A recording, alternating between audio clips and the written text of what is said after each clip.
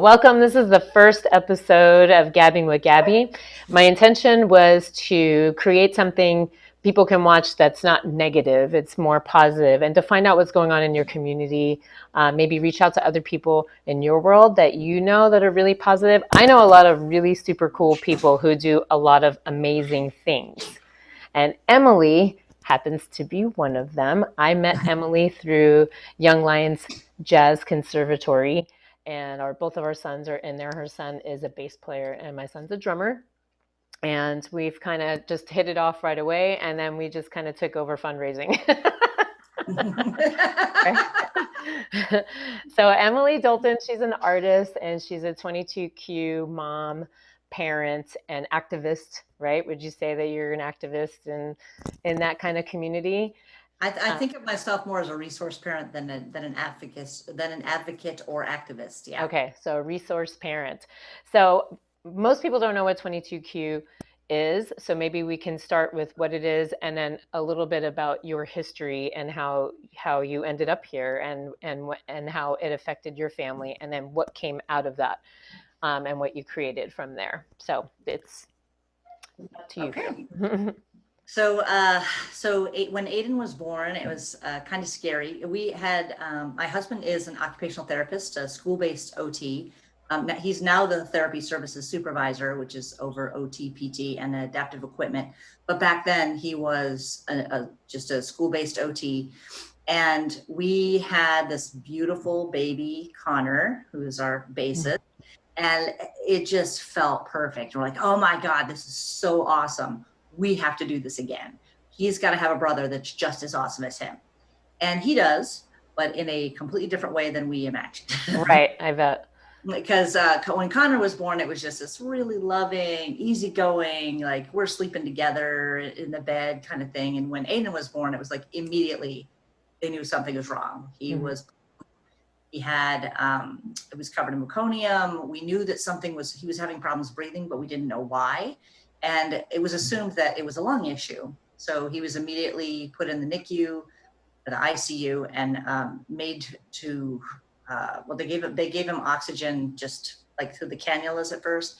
And then, but it progressively got worse and worse. And so they transferred him from Mercy Hospital to UCSD Medical Center. And I had just had surgery because it was a C-section. So couldn't go with him. I was completely stressed out. And we started this diagnostic odyssey of what it could be. And they immediately started looking at lungs. That's why they transferred him to UCSD.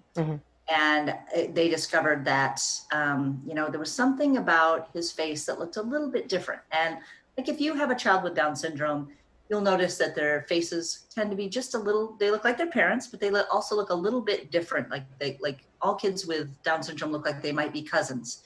Well, similarly, 22Q has those same kind of genetic anomalies where other kids look like they could be cousins.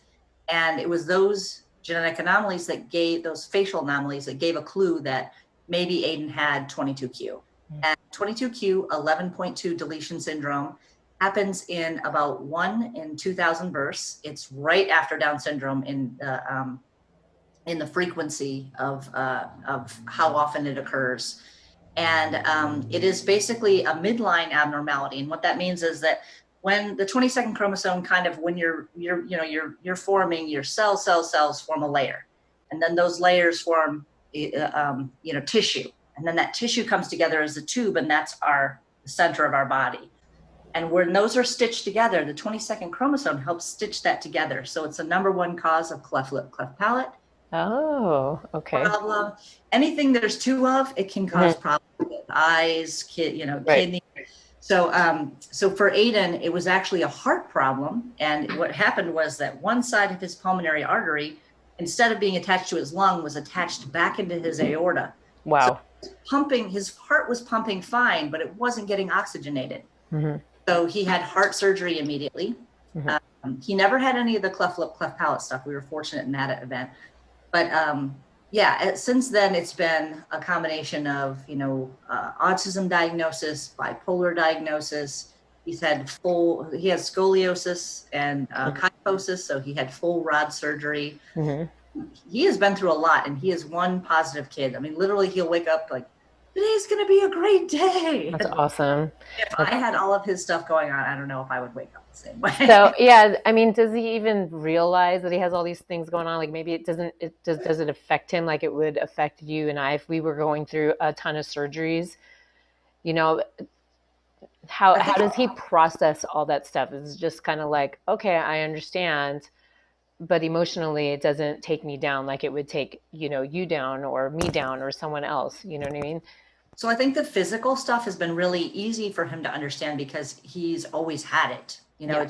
It might have progressed, but he's always had it, so he's always had to deal with that. So he doesn't know any different. It's like Mhm. being born blind. It's like if this is what you know, it's just part of your life, and you move on through it. Right. It doesn't feel like a burden because it's just you don't know any different. Right.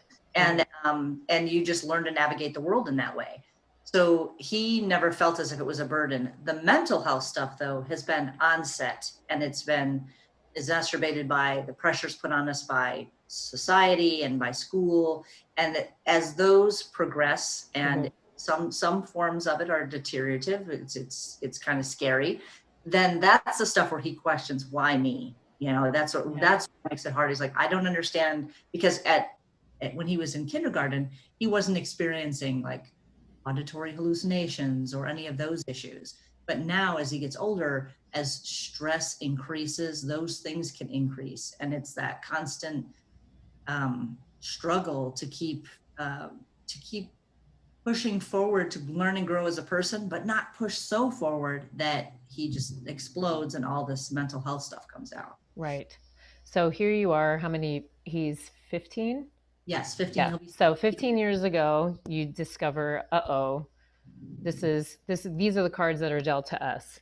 Now, how do I get help? How do I da da da? Did you find at that point there wasn't enough information and support out there for you, so here's or the limited? but again, my husband's an OT, so he already had a basic level of understanding. He also has a degree in psychology before he had his OT certification.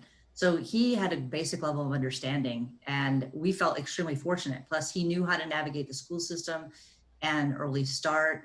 Right.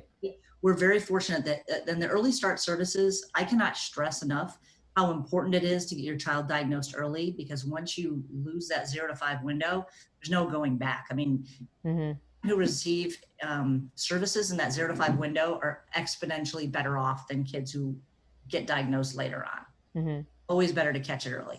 So Aiden received lots of great early start, which also benefited Connor because Connor was right next to him learning all that stuff. Both of them went to kindergarten with an incredible sight vocabulary, Right. great spelling. Yeah. It was afterward where the intellectual differences and the social differences kind of started playing a part for Aiden that they didn't have for Connor. And that's Right. pretty much a struggle.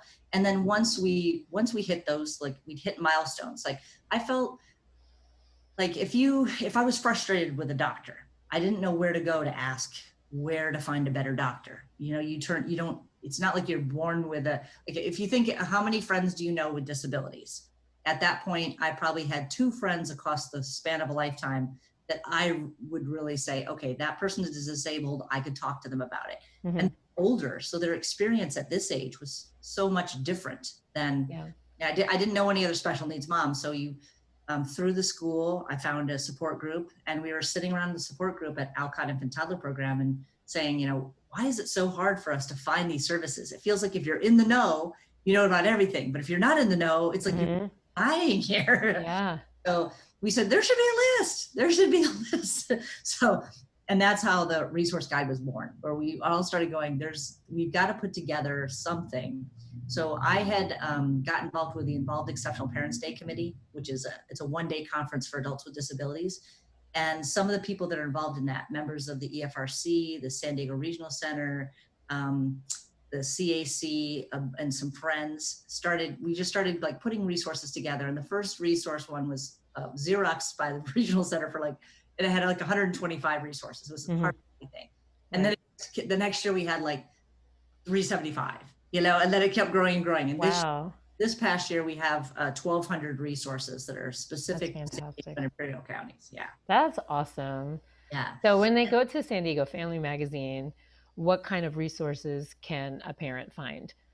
Okay, when we got to our second year, San Diego Family took it over, and then they start, because it doesn't really support itself financially, they started the Special Needs Resource Foundation of San Diego, which is a nonprofit, and then they started producing Flourishing Families.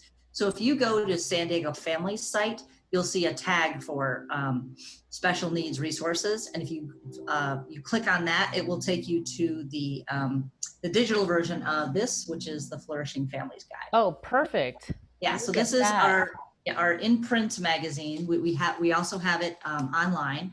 That's so great. Yeah, the first part of the magazine, if you go to the table of contents, our first part of the magazine is all specific to, there's usually 5 or 6 articles, but this is all diagnosis. The first section is all diagnosis. And the second part is what your needs are. So is it occupational therapy, physical therapy, recreation, travel, and you go specific by your area of need. That's amazing. Yeah, it was a lot. It's a lot of fun to put together, but it's difficult to maintain because, like, especially with COVID, there's a lot of businesses going out of, they're going out of business. So we're going to have a lot of it this year. We know for sure, but there's been too, like we'll print in March, and then in June someone will move their office. So it's like, it's nice to be able to print it online. Yeah, but the magazine is distributed through the regional center through their social workers, and they give about 10,000 copies away to parents and families. Yeah, that's really so it's reaching a lot of people. Yeah, that's fantastic. I mean, so it's one of the positive things that's come out of this, because without this happening, maybe you wouldn't have gotten involved in that. And now you're helping so many other people, and you've created this amazing community of people. And I know you're involved in a lot of stuff. Like, you do tons of fundraising, and you're very involved. And, you know, I mean, it's a great service that you have provided just out of your heart and out of a need that you saw that you needed for your family, you know, and you could see that other people are struggling. And one of the things that I asked you was, what was the most positive aspect of it? And that was kind of one of the things that, you know, you mentioned was, you know, being able to develop something that would support you in other families, you know, because you kind of find yourself floundering around, right? And I think that I was like, you know, why is this so hard? It shouldn't be this hard. Right. For me, it was, I just didn't want anyone else to have to work as hard as I worked, these resources, to gather all the resources. I wanted to be able to go to one site and see, oh, there are 24 speech pathologists that I could look at. Yeah, exactly. And so you could just go to a one-stop shop and then have it all there, instead of like, oh, do you have anybody that you could tell me about? Or do you have anyone? And, you know, but it's all right here and organized. Art, because you're an amazing artist, and you can plug your website at the end and stuff, so people can kind of see what you do. Okay. You do murals and everything. And out of COVID came your sidewalk art. Are you calling it sidewalk art, or obstacle course, or it's pretty amazing? Yeah. So the way it all started was that Aiden, there's a certain amount of anxiety involved with 22Q, and Connor, Drew, they had no problem staying in the house, but Aiden was like, he just started having this anxiety. It related to having to stay in the house all the time and worrying about getting infected from going outside. And we're like, okay, he needs to have some physical activity. And my husband is really great about making sure that there's always something available. Like, he'll take him for walks. We have a exercise bike. We have a trampoline. The trampoline has been a lifesaver. It's how everyone's counting down. We had a cheesy above ground pool for a little bit. And then so I started going, oh, well, what about one of those cool sidewalk chalk things? So I made a sidewalk chalk. Aiden walked out, took one look at it, went, huh, that's cool, and walked right back in the house. Oh no. like he was like, but then, like, later on we heard him, and he was just like so excited about something, couldn't figure out what it was. And I walked upstairs, and he was watching 2 little girls doing the sidewalk chalk. Oh, they were loving it. These and then we'd watch runners go by in the morning, and they would be doing the obstacle course. They would like stop their run, do the obstacle course. That's amazing. That's so amazing. So it was like, so the first time we did it, it takes a long time to do because we live on four corners. So it's all the front of our house plus the whole side of our house. And I just kind of ran it around. And, I think the first one didn't really have a theme. It was just a bunch of different things. And then since I work with San Deigo Family, we had a summer toy review and I had all these really cool summer toys. And I'm like, oh, I'm going to throw them into the obstacle course. So like we had a beanbag toss. We had like Oh, all the fun. pieces of the, and people were really excited about it. And then in April, Drew decided that I had been wanting a little free library for a long time. So for my birthday, he got the little free library, and I painted it, I put it out there, so people would do the obstacle course, grab books, and go home. So I noticed so that amazing. times of the day, like in the morning or at dinner time, like right after dinner. Yeah. Families, because we can't go anywhere, right? So families were using it as a destination. I love this. So it would be like little, especially little kids. Yeah. So then when people heard that we were doing it, people started dropping off books in front of our house, like boxes of books. Oh my gosh. So like like a literal library, like 250 books from one. Oh my gosh, are you serious? And Drew just looked at me like, where are we gonna put this? Oh man. There was a lot of books being taken, but we didn't really, like, you can only display so many books at a time. Yes. So I reached out to my friend Steve Bear, whose wife is a speech language pathologist, and I said, hey, I want to do like a school shaped one. So Steve, I gave him some drawings, and he just like knocked together a school shaped one. So there's two of them out there now. One is the kids and one is the adults. And then we're gonna I'm working on painting it right now, but he made like a Sesame Street kind of brick walk up. I love this. And that's the third one. So it's going to go little kids, mid-grade, and then older than the adults. So you have three little libraries in your yard. Yeah. And then we just started realizing that, because Flourishing Families, usually it's a handed off thing. Like people have it and a social worker will hand it to you. And we're like, oh, we're not getting this out. What's other ways that we could do to reach the public? So I started reaching out to some local authors and said, can I read your book online and then do a related like adaptive craft? So on the website, we started doing, and on Facebook, we started doing these, we do a reading and then we do an adaptive craft. And then I would do a related chalk drawing out front. So people would like come out and do the, great. So for Harry Potter's birthday, we had a whole Harry Potter one. We had, I think the Harry Potter one was the most successful, but the people really, really loved Schoolhouse Rock too. Yeah, I love those pictures. Yeah, Schoolhouse Rock, that was great. Yeah. That the superheroes one was really good. So right now we're working on Candyland. So I cannot wait to see pictures of that one. So I've been making giant candy and giant ice cream cones, and we're actually creating a spinner so that people can spin and actually play Candyland out. No way. You're so creative. See, I love that. That brings a lot of joy to people, because really we can't go anywhere. I mean, and now things are starting to open up, but it's just still not the same. You still have to be careful. And, so this is nice because it's a quick stop on the, at the corner. Fun. It's different. It's kind of going back to when you were a kid, and it's good, wholesome fun. And you can get a while you're there, which is amazing. Like, I think the library is the last free thing that you can get, right? There's no strings attached. It's like, I'm going to trust you that you're going to return this book to me. I think the library system is still such a great system in place, because there's nothing like that anymore. Yeah. I have a neighbor around the block that has a little free library, and whenever I walk the dog, I kind of look, see what she has in there. I'll put some books in there, and our Girl Scout troop had done a few as well as one of their projects. But I think it's people, because like we're like, take one, leave one. You don't have to leave one. Because one mom was like all worried because she's like, oh, we don't come as much because we don't have a book to bring back. I'm like, you don't have to bring a book. Yeah. Hundreds of books. Don't worry, we've got boxes to refill. But then, I'll get texts from people, hey, cleaning out my library, do you want these books? I'm like, yeah, sure. And you see the books. It's interesting because you start to see the books that everyone loves, because like everyone has like, like for our age, it was like boxcar books or Judy, and then like now it's like, Captain Underpants and like, we're getting rid of, you see what like. But they're classics and people still want to read them. Yeah.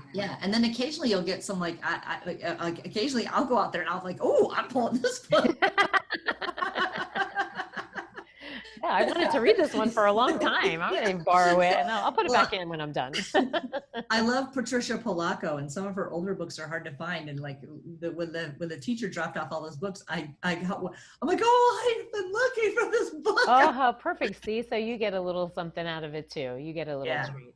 So how can people find you and all the resources and any information you want to get out there? So, so if you are interested in, well, fun things to do around the county, you should go to sandiegofamily.com. They always have that fantastic calendar that it's usually you pick it up free next to the grocery store, and it is still at a lot of bonds. You can are doing some in print now. We were online for 3 months, and then we went back to imprint. You can go to I call it SNRF SD, but it's SRNFSD.org. Just Special Needs Resource Foundation of San Diego.org, which is the Flourishing Families Guide. If you want to find us, we're at the corner of Mount Albertine and Mount Aguilar in Clairemont. Yes. It's just down the street from Lindbergh Schweitzer. And people have you come from other parts of town. Like, we saw somebody posted online about you. The little blue house on the corner. The little blue house in the corner, yeah. Yes. Come get a library book and do a little Okay. And your website. You need to. Oh, yeah. So I'm at InsideEmilysHead.com. But to tell you the truth, the best way to reach me is via Facebook at, again, Inside Emily Dolton's Head. If you go to my Facebook page, it has all the newest stuff. Like, I just posted stuff yesterday that I finished the other day. Okay, cool. Thank you, Emily. You're my first guest. Thank you. I feel so honored. I actually feel very honored. Like I said, I know a lot of cool people. You're definitely on the top of my cool people list. Thank you. I appreciate you. You do so many great things. I think you're a fantastic person. You and I can talk for hours just nonstop, and we, and you're a very active person too, and involved mom. I think it's involved moms get together, and we want to change the world. We want to make it a better place for our kids. Yes. Totally, 100%. And so I really thank you so much for being here with me and doing this with me and supporting my ideas. I'm just trying, to do anything I can to try and put some positive things out there, support my community and the people that I know. And also, a little selfishly, something that I can do that doesn't require me to use my body, like by doing curls, because I can only do so much. You're giving yourself a little respite, a little break. A little respite, right? I'm feeding my soul with this, feeding my soul. So thank you so much for being on here, Emily. And I hope you get a lot of people for Candyland. Oh, thank you.